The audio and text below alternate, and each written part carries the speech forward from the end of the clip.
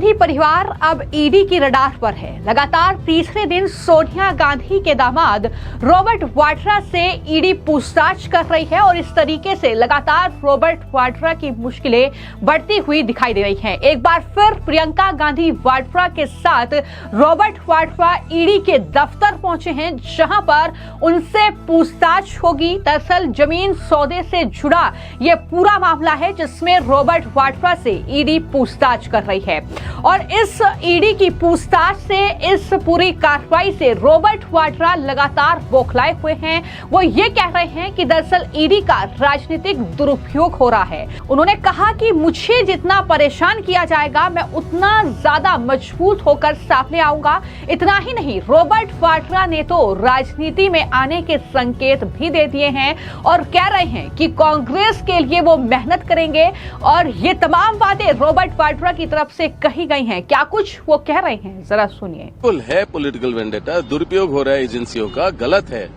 क्या भरोसा रखेंगे एजेंसियों का? अगर मतलब कि जब भी अगर कोई उम्मीदवार होता है पूरे देश में सीएम बनने का, या मतलब कि कोई पार्टी अच्छी कर रही है तो उनके पीछे पड़ जाते हैं। कौन से बीजेपी मिनिस्टर को या कौन से बीजेपी के लोगों को ईडी ने बुलाया? क्यों नहीं बुलाया उन्हें? सवाल तो पूछो ना कि ईडी बीजेपी वाले क्या बिल्कुल सब ठीक है या उनके ऊपर कोई आरोप नहीं है? आरोप 10 हैं, पर मतलब गलत है कि ऐसे लोगों को परेशान करना, प्रेशर करना। पर मैं जिस तरीके का व्यक्ति हूं, मैं जितना प्रेशर डालोगे, परेशान करोगे, उतना मैं मजबूत होकर वापस आऊंगा और उभर के आऊंगा। और क्योंकि मेरे पास लोगों की शक्ति है, लोग मेरे साथ हैं, जुड़े हुए, एकजुट हैं। मैं लोगों की बात रखता हूं। जो भी अन्याय लोगों के साथ होता है इस पार्टी के द्वारा, मैं उनकी बात बुलंद करता हूं और अन्याय के खिलाफ हूं मैं, और मैं जरूर लड़ता रहूंगा। मेरे को कोई रोक नहीं पाएगा। ये जो ईडी का जो ये समन है, ये सारा 2019 में बात हो चुकी है। जो भी सवाल थे पहले दे चुका हूं। कोई बड़ी बात नहीं है, कोई नई बात नहीं है, और मैं किसी चीज से अवॉइड नहीं कर रहा हूं। सारे सवाल के जवाब दे रहा हूं। तो मैं तो बिल्कुल हर चीज स्पष्ट हो गया है। सर, आपको बुलाना फिर राजनीतिक प्रचार है बीजेपी का कि चार्जशीट दिया सोनिया जी राहुल को, मुझे बुलाया उसी दिन। तो ये दिखा रहे हैं मीडिया के द्वारा कि हम लोग कुछ गलत कर रहे हैं। ये कोई जनता जागरूक है, सब जानते हैं, सब समझते हैं। इन चीजों से कोई मतलब नहीं बनता है। इन चीजों से और हम मजबूत बनते हैं, और कुछ नहीं है। कोई इसका कुछ नतीजा नहीं निकलेगा, क्योंकि है ही नहीं कुछ। अगर ये फेक कुछ करना चाहेंगे, जो गलत करना चाहेंगे, दिखाना चाहेंगे, उससे मैं मतलब कि उसको मैं कंट्रोल नहीं कर पाऊंगा। पर असलियत कुछ भी नहीं है, असलियत में कुछ भी नहीं है उनके पास। सर, राजनीति में आप एक्टिव राजनीति में आने की आपकी बातें होती है, आपको लगता है कि इस वजह से ये चीजें? बिल्कुल। जब भी अगर मैं कदम रखूंगा राजनीति में, जो सब लोग चाहते हैं, तो उनको लगेगा या तो परिवारवाद की बात करेंगे, या मतलब कि ईडी का इस्तेमाल करेंगे, गलत इस्तेमाल करेंगे। वही बात है, और कुछ नहीं है। आप देखेंगे हालांकि 1 हफ्ते 10 दिन पहले जब मैंने अपने सोशल मीडिया के द्वारा अपने मैसेजेस दिए, जो माइनॉरिटीज के साथ अत्याचार हो रहा है उसके बारे में जिक्र की, तब से ये मेरे परेशानी शुरू हुआ है, और कोई बात नहीं है। जब से मैंने बोला है लोग चाहते हैं मैं आऊं राजनीति में, तब से ये परेशानी शुरू हुई है। पर इसमें कोई बेसिस नहीं है, कोई मतलब नहीं है। ये ईडी और जो समन दिया है, ये सारी बातें पहले हो चुकी हैं। सर, रॉबर्ट वाड्रा जी क्या राजनीति में, एक्टिव राजनीति में आएंगे? तो जरूर आऊंगा, लोगों की इच्छा से आऊंगा। अगर लोग चाहेंगे तो आऊंगा, और अपने परिवार के आशीर्वाद के साथ आऊंगा। कांग्रेस के लिए और उभर के आऊंगा, और कांग्रेस के लिए मेहनत करूंगा। ऐसे चैलेंजेस फिर आगे सामने दिखाई दे? अरे हर रोज ये तो चलता रहेगा, क्योंकि हम आंदोलन करते हैं, हम लोगों के लिए लड़ते हैं। जो भी अन्याय हो रहा है उसके आगे खिलाफ हैं, और हम आगे लड़ते रहेंगे। तो ये चलता रहेगा। आप तस्वीरें देख रहे हैं जब रॉबर्ट वाड्रा प्रियंका गांधी वाड्रा के साथ ईडी के दफ्तर गए हैं, जब लगातार तीसरे दिन इस पूरे जमीन सौदा घोटाले में उनसे पूछताछ होगी, और इस तरीके से प्रियंका गांधी वाड्रा उन्हें ईडी के दफ्तर छोड़कर वापस लौट गई हैं। लेकिन यह पूरा मामला गुरुग्राम के शिकोहपुर में एक भूमि घोटाले से जुड़ा हुआ मनी लॉन्ड्रिंग का केस है, और इस मामले में ही ईडी रॉबर्ट वाड्रा से लगातार सवाल जवाब कर रही है।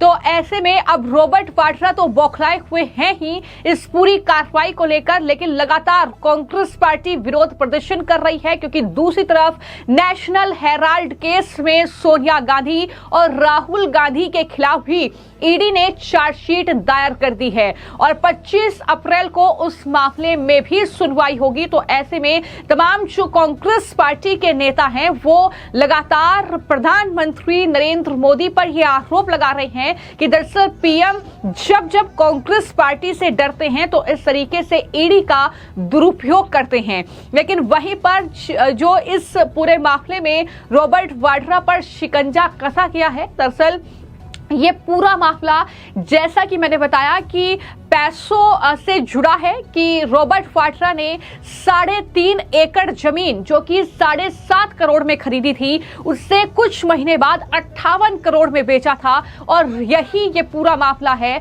2008 से इस मामले में रॉबर्ट वाड्रा पर ईडी लगातार एक्शन ले रही है, उनसे पूछताछ कर रही है। ये मामला मनी लॉन्ड्रिंग से जुड़ा हुआ है। और मैं आपको जानकारी दे दूं कि एक तरफ 15 अप्रैल को ईडी ने सबसे पहले रॉबर्ट वाड्रा से पूछताछ की थी। लगभग 6 घंटे की यह पूछताछ हुई और उसके बाद 16 अप्रैल को एक बार फिर से ईडी ने पूछताछ के लिए उन्हें बुलाया।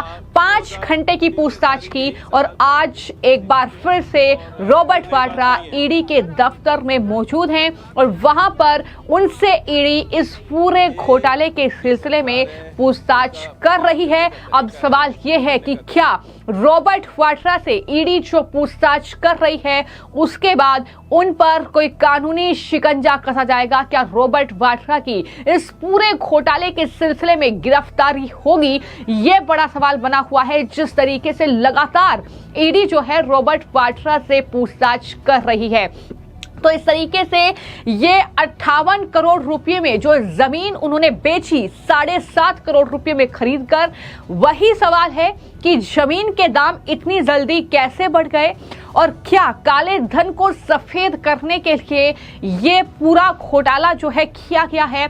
यही ईडी को शक है कि ये सौदा जो है मनी लॉन्ड्रिंग यानी काले धन को सफेद बनाने की योजना का हिस्सा हो सकता है। इसलिए एजेंसी इस जमीन सौदे से हुए इतने ज्यादा मुनाफे के पीछे के पैसों की जांच कर रही है। और जाहिर तौर पर रॉबर्ट वाड्रा बौखलाए हुए हैं। वो ये कह रहे हैं कि इतने सालों में मैंने करीब 2000 डॉक्यूमेंट तो जांच एजेंसियों के सामने पेश कर दिए हैं। मुझसे बार बार एक ही सवाल किए जा रहे हैं, मैं बार बार उन्हीं सवालों का जवाब दे रहा हूं। ये राजनीतिक दुरुपयोग है। ईडी और सीपीआई का जो है राजनीतिक प्रचार कर रही है ईडी और सीपीआई के जरिए मोदी सरकार। ये तमाम बातें रॉबर्ट वाड्रा कह रहे हैं। दिन बुलाएंगे, मैं सारे सवाल जितने भी सवाल थे उसके जवाब दे दिए हैं।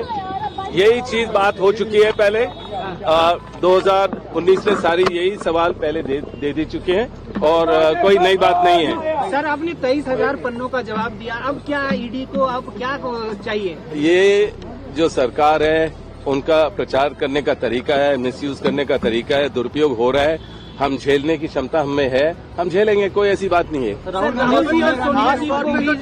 मुझे देर हो रही है और मैं बिल्कुल समय पे पहुंचना चाहता हूं, एक मौका नहीं देना उनको। मैं दरअसल पूछताछ से नहीं डरता, मैं सवालों के जवाब दूंगा। ये बातें भी रॉबर्ट वाड्रा मीडिया से लगातार कर रहे हैं। यानी जब वो ईडी के दफ्तर जा रहे हैं तो मीडिया से मुलाकात कर रहे हैं, मीडिया से बातचीत कर रहे हैं, सवालों के जवाब दे रहे हैं। लेकिन पूरी कांग्रेस पार्टी भी सड़कों पर है। लगातार वो विरोध प्रदर्शन की तस्वीरें हमने कल भी देखी।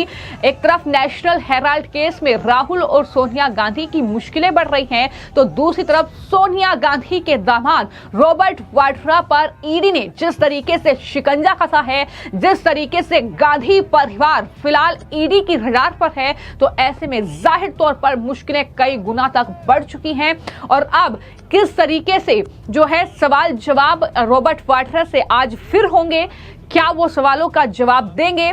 और जब तक ईडी उनके जवाबों से संतुष्ट नहीं होती है, तब तक लगातार रॉबर्ट वाड्रा से ये पूछताछ होती रहेगी। लेकिन कब तक पूछताछ होगी? क्या इस घोटाले में रॉबर्ट वाड्रा की कंपनी के जरिए जो घोटाला किया गया है इतना बड़ा पैसों का, क्या उसमें रॉबर्ट वाड्रा जेल जाएंगे? ये भी कहीं ना कहीं देखना होगा।